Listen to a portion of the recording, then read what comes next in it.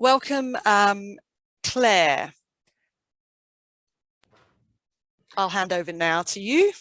Hi everybody, Claire here. Like Amber said, I work at Culture and the Arts. I'm a Senior Partnerships Officer. Many of you, I think, will know my colleague Amber Craig. She and I job share. I'm here in the office 3 days a week, looking after the Regional Arts and Cultural Investment Program, and going to talk to you today about funding opportunities currently available when I manage to share my screen. Oh no, hang on, when I manage to share my screen. So fingers crossed for that bit. Hang on, share screen, yes. Share screen, yes. Yes. Sorry everybody, bear with me, getting there. Okay, can everybody see that slideshow? Grand. Okay, so, oh, and now I can see far fewer of you, which is a shame, but never mind, we'll carry on. For those, I mean, I expect many will be aware of the Regional Arts and Cultural Investment Program, affectionately known as the RACIP, but if it is new to anyone, it is a nearly $20 million program administered by us here at the Department of Local Government, Sport and Cultural Industries, but it's royalties for regions funding from the Department of Primary Industries and Regional Development. So we're about halfway through the program's current lifespan, and it's all about supporting arts and culture in and for regional WA. It's got 3 streams and a range of programs that sit underneath those 3 streams, and all together provide a kind of a cohesive investment in regional arts in and for regional WA. So today I'm just going to talk through the 3 programs briefly, through the 3 programs that you can see on the screen there, and they are currently open. The first one, the Regional and Remote Festivals Fund, is not new. So you're potentially aware of it already or have come in / received funding through that program already. And the other 2 that you can see there, Leverage Creative and Cultural Planning and the Community Participation and Inclusion Program, we are running for the first time at the moment. So starting with the Festivals Fund, basically that program exists to support arts and cultural activity at regional and remote festivals in WA. It's for almost anyone and everyone. So WA arts groups, organisations, individuals, regional local governments, Aboriginal communities are all welcome to apply for funding of up to $50,000 for arts and cultural activities that are either a festival itself or part of a festival. So something to note with that one is that the festival does not need to be an arts or cultural festival. It can be any kind of festival, but the activity that you're seeking funding for needs to be obviously creative in nature. Like I mentioned, the round is open at the moment. It opened late July. It's for activities starting from the 1st of January next year. And there's 3 weeks until the closing date at this point. And it's also probably worth noting that you're totally welcome to submit a draft for feedback through our online system, as you can with all of 3 of these programs. But the deadline for that is the 4 p.m. next Thursday. What is that, the 26th of August, I think that is? Yes, Thursday the 26th of August. So feedback on drafts is totally possible, providing you can get us something to have a look at before then. But people are welcome to make contact with the department at any time via email or on the phone to have a chat through ideas, or if you've got any questions, concerns, and so on. In a nutshell, that's the Festivals Fund. For all of these programs, there's further detailed information, including the full guidelines on our website. Moving right along, the Leverage Creative and Cultural Planning Program. This is a new one that we're running for the first time. And basically the plan is to incentivise local governments to develop and implement creative and cultural plans and activities. The program activities are pretty much what I've just described, but also an attempt to integrate creative and cultural plans with regional local government strategic community plans. and increase support for the development of arts, cultural infrastructure, heritage and the creative industries in regional WA. Given that these three programs that I'm talking about are all royalties for regions funding and come from DPIRD, they all have, broadly speaking, DPIRD related objectives. So it's around jobs creation, tourism, economic development, those sorts of things. But obviously for our lens, it's really arts and culture is the primary objective. So the Leverage Creative and Cultural Planning program has two categories. This program is for regional local governments only, but it's good, I think, for everyone to know about it. And so feel free to share the information for those who aren't part of local government with any local government that you're in contact with. We're really keen to see applications to this program, and because it's a new one, it's a little bit hard to know what will come in and what will get. So any promotion to networks that you can do would be great. Program's got two categories. You can apply for up to $50,000 to fund the development of a creative and cultural plan, or if you have an existing plan that you'd like to kind of revise, review, refresh, you can apply under the plan category. There's also the activity category, which is funding of up to $25,000, which is to fund any activity that's identified as an action in an already published plan that local government has in place. Does anyone, maybe we'll save questions to the end if that's okay, because I'm nearly there. We're into the third one now. The Community Participation and Inclusion Program. Again, this is a new one. And this is really all about facilitating participation in arts and cultural activities for people from diverse backgrounds, whatever that means in a given community or place, where it's deliberately broad.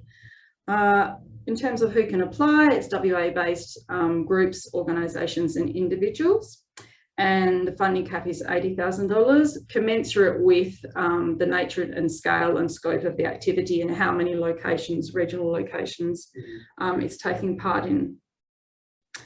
And that's project-based funding. So really it's around encouraging the creative expression and development of diverse perspectives and ambitions, opportunities for historically marginalised communities to strengthen and present their art and culture, supporting the production of authentic, distinct creative works that tell WA stories and that celebrate diversity, and also creating arts and cultural employment and career pathways for regional WA artists and creatives from diverse backgrounds. And then I suppose the associated social outcomes that are attached to all those good things. So, as with the other two, that round is currently open and closing on the 9th of September, which is not too far away, and feedback on drafts is totally welcome, and the deadline for that is next Thursday, 4 p.m. And for activities starting from the 1st of January 2022. All of these programs that I've just discussed will have future rounds. The dates for those are still to be confirmed, but these are not the only time that you'll have an opportunity to put in for funding to any of these programs just mentioned.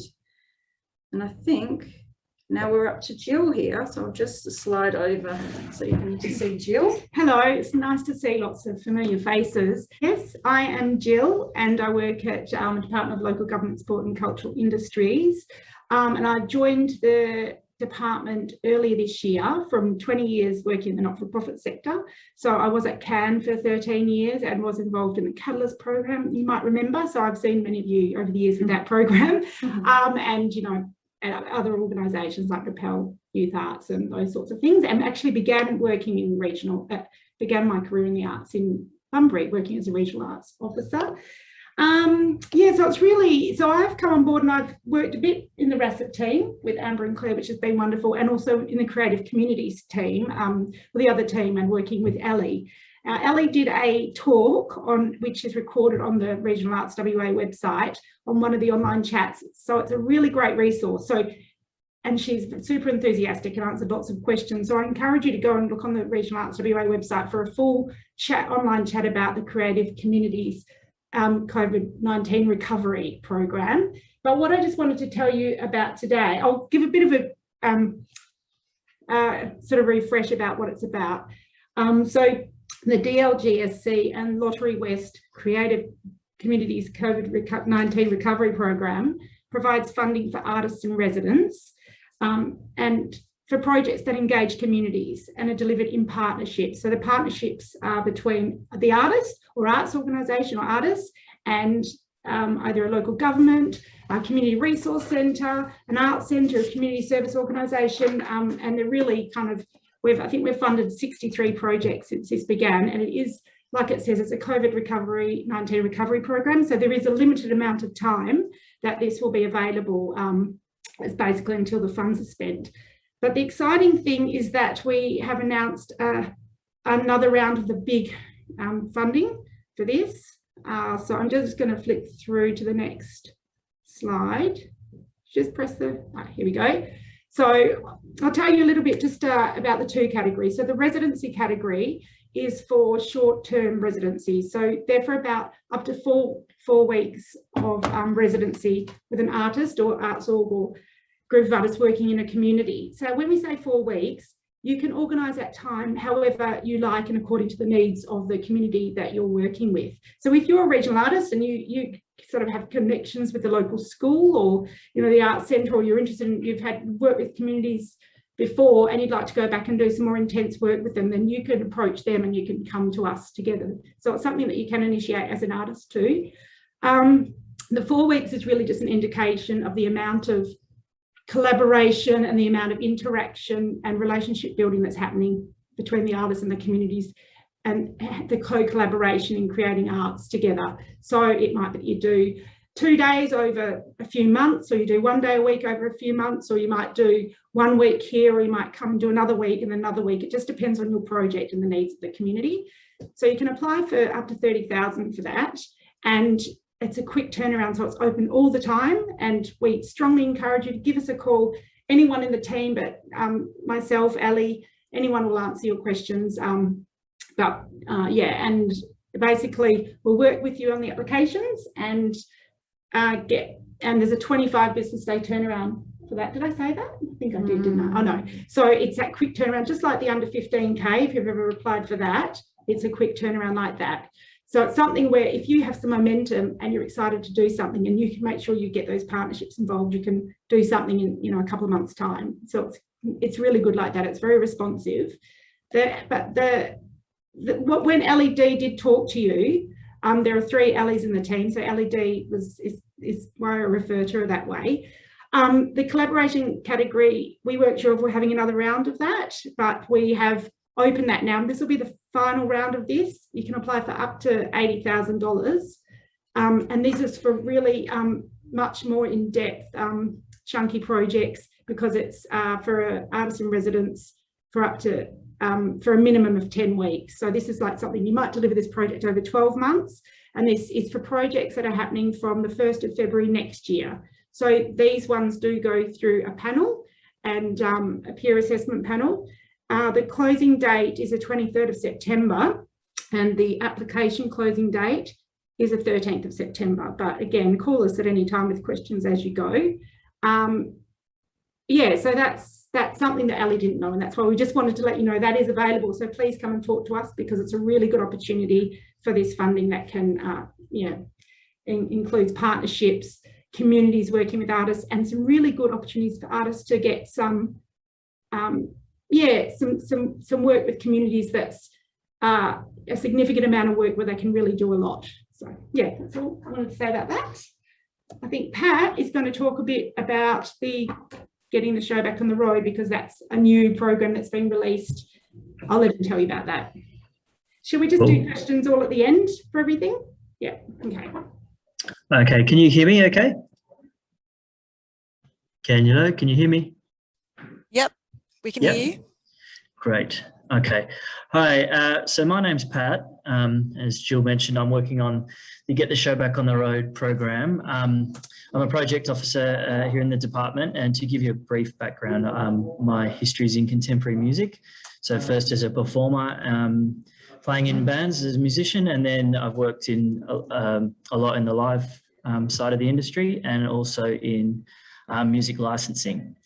So I work on the Contemporary Music Fund here at the department, and I also work on getting the show back on the road, which is a new initiative that's come as a result of COVID. And basically it was running just with the Department of Culture and the Arts in the last year, but it has been expanded because it was so successful to be included with DIPERD and tourism. And the idea of the program is it's essentially a risk share program, and it's designed to encourage promoters or event organisers to have some confidence or some security if they want to put on events. Because obviously when a promoter puts on an event, they employ a lot of people, and they give opportunity to artists. So the idea is you want to keep that going, and there's obviously a lot of financial risk in doing that. So what the program allows is up to $150,000, 75% of your gross ticket sales, you'll be paid up to 75%. With a cap of 150,000, sorry, say that better, in the event that there's a cancellation due to COVID. So it's quite a good program, and it doesn't cover everything, but it gives promoters some security that they can continue on and do what they do. So the program is open until the 31st of March. There is a 30-day turnaround, so the last applications will be taken around the 17th of February next year. So if you do have an event coming up, you've got to get it in 6 weeks before the application. In terms of regional, it's probably looking more like agricultural shows at this stage, but if it falls into kind of any of the culture and the arts portfolio, tourism portfolio, the DIPERD portfolio, you're eligible. It's got to be a ticketed event. It can't be free events.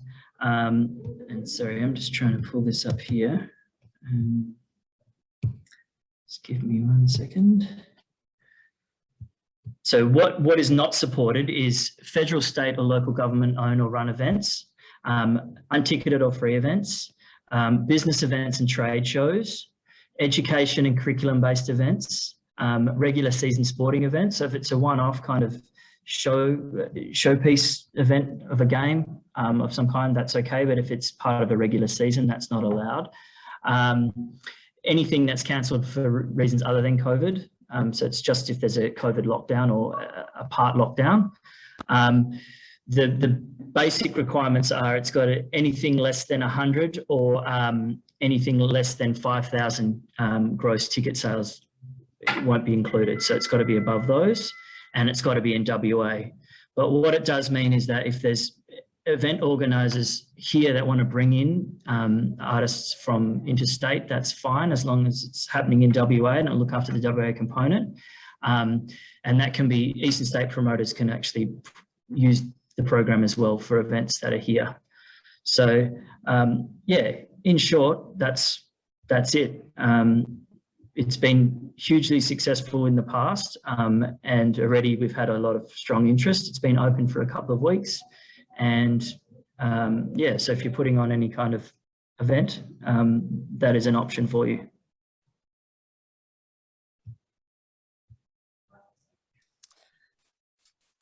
Thanks, Pat. Maybe if, in order to sort of manage any questions, if you could stop screen sharing, Claire, then we can see all the participants, and then we can see if people are raising hands. So if anybody has any questions, if you'd like to raise your hand, and I'll hand over to, I can't see anybody that has a question. So is there any questions? David. Just one quick one, and you might be able to answer this or might not. With the local government planning, the creative and cultural planning piece, as we've seen with the likes of Lottery West, when they work with LG, they like to see some type of expression that the community's been involved, or there's a direct correlation to a community development plan. Is this sort of the pathway the department's taking, that they'd like to see LGs have these plans in situ before they can apply for investment? Do you mean, thank you for your question, David, when you say these plans in place before they can seek funding, do you mean your strategic community plan? Not so much the strategic community plan, but the creative and cultural plan. This one, what this investment is about. Is this something that the department would like to see in place for future investment for LGs? So the leveraged creative and cultural planning program that we're talking about, one of the funding categories is actually supports the development of those plans. So you needn't have it in place, developed, underway at this stage to come in for funding. You can say, we want to do that. We're going to make a plan. This is the plan for the plan, and then come in for funding. That's what the plan category is about, and that's up to $50,000. If there is an LG or group of LGs that already have a plan in place that's published, then you can come in for activity funding that's for any activity that's specified in that plan. But you don't need to, you only need to have any pre-existing plan if you're coming in for activity funding through this program. Does that answer your question? It does. I'm sort of thinking like the next phase. So say in about 5 years down the track, where the department's looking at putting investment in place for culture and the arts, will this be something they'll look towards that LG will actually have in place? I think that, as far as I know, that the intention isn't to say you have to have this or you wouldn't be able to apply for funding, but it very much, my understanding is the intention is to encourage local governments to collaborate with their arts and cultural assets, the artists, the arts groups, the cultural facilities, and you know, they need to demonstrate that they're collaborating with their arts community in part of the planning process.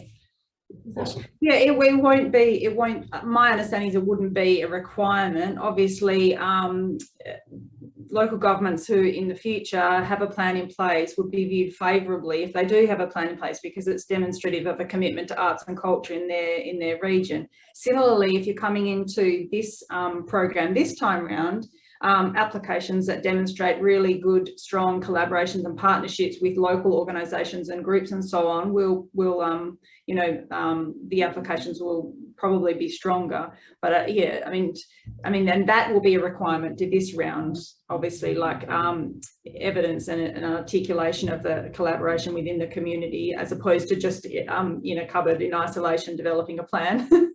Yeah. Awesome. Thank you both so much. Thanks, Claire. We have another question here from Adam. Can the creative and cultural plan focus on economic development as a key element of that plan, which, i.e. the promotion of creative and cultural tourism? I think the short answer would be yes. We haven't specified what a creative and cultural plan needs to look like or must feature. We would hope that this program would be flexible enough that it can respond to and accommodate the diverse character and needs of the different communities and regions that are coming in for funding. So if that is identified as a need and a priority within a given LGA or region, then there's no reason why it couldn't feature and feature strongly, providing it meets, providing the application meets the objectives of this program. And I'm happy to read them all out in detail if that helps to kind of build a fuller picture. But yeah, as long as it's a creative and cultural plan, if that's identified as a priority within your community, then absolutely it could be in there. Yeah.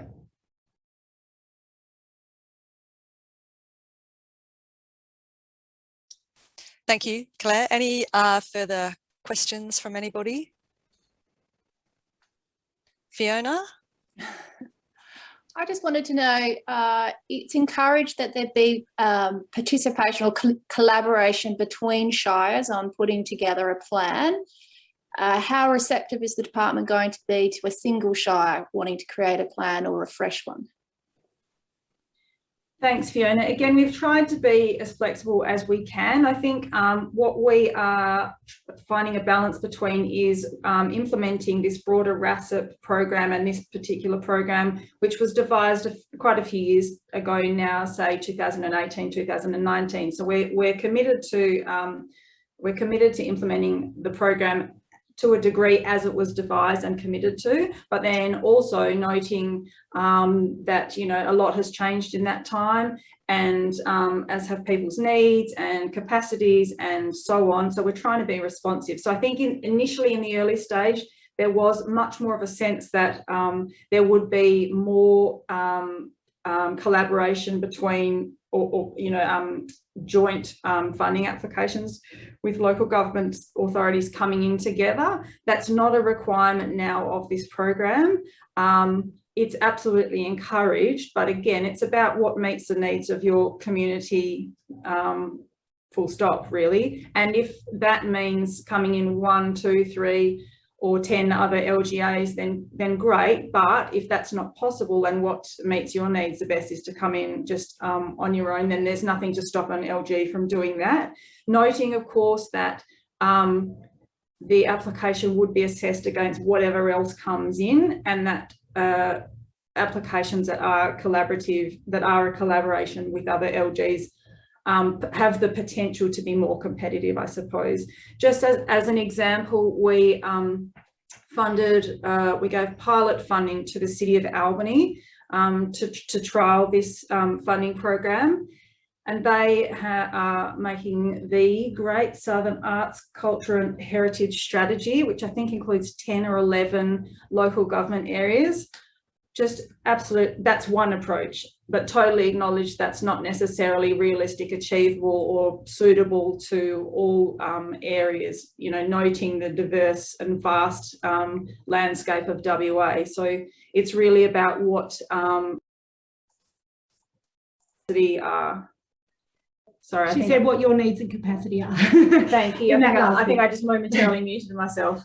Also, I think some of the conversations we've been having as well with Shires is if you were intending to do that, you'd just about putting forward a case for why that suits your community and your shire, and also that as well there does need to be, I think, an awareness of what other surrounding shires are doing and working, you know, to demonstrate an understanding of your surroundings. So it might not be that if, for example, someone was putting in a plan for a shire, but they were collaborating, communicating the surrounding shires so that they were complementing what's happening rather than, for an example. And providing, yeah, a clear articulation of the context and the rationale for that decision, I suppose. Thanks, Claire. Elizabeth, I think you've got your hand raised. Yes, thanks, Amber. Just a question with regard to the collaboration that the department is looking for. Looking ahead, so we've just done a lot of consultation for the development of our new strategic community plan and corporate business plan.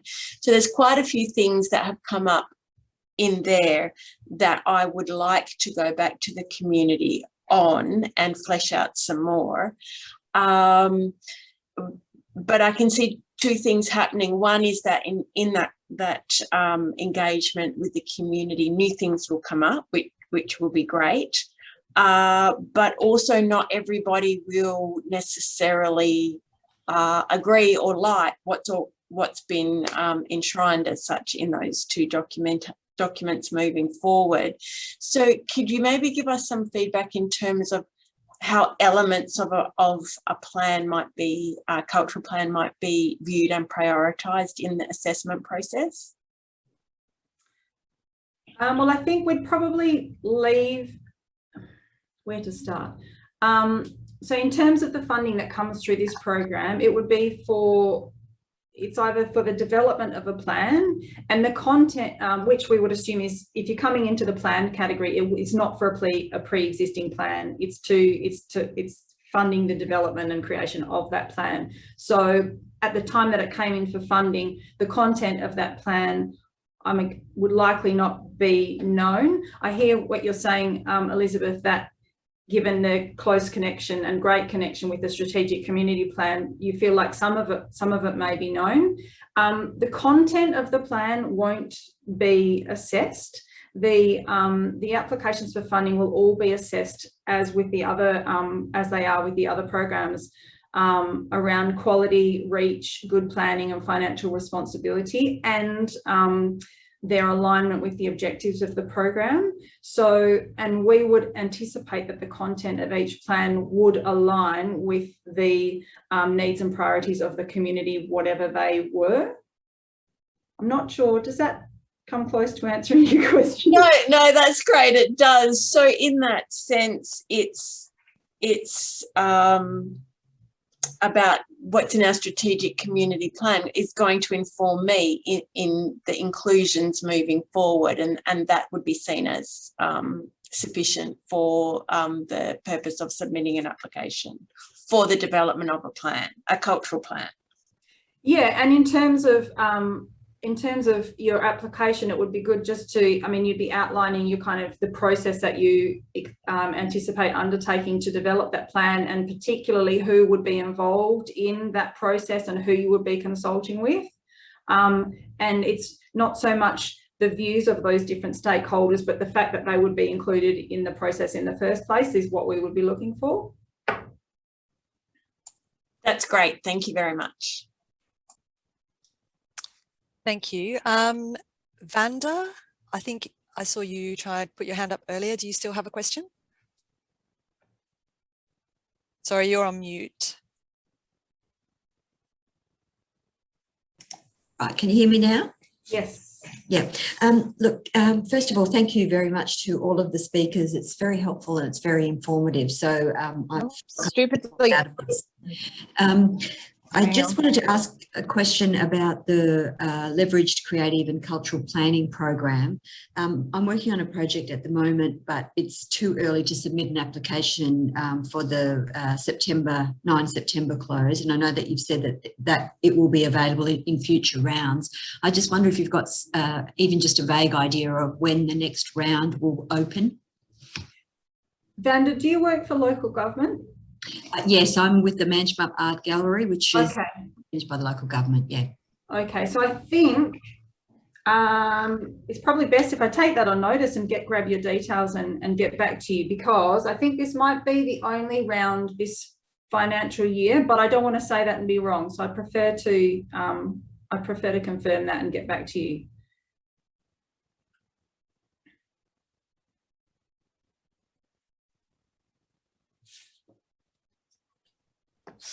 Any other questions, anyone? I can't see any hands.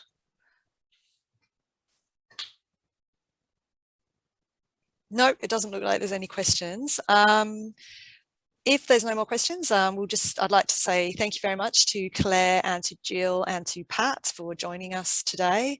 That was really useful. The recording of this will be posted on the Regional Arts WA website very shortly. I also forgot to mention we have Jasmine Eels, who's our very, very competent comms assistant who has facilitated this whole session. So thank you very much, Jasmine. And thank you very much, everybody, for joining us. We'll see you next time.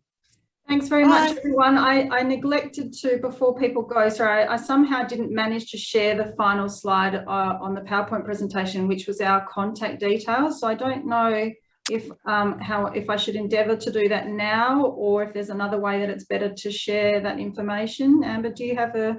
Yeah, you can share that now. We leave it up for the last few minutes and people can note that down.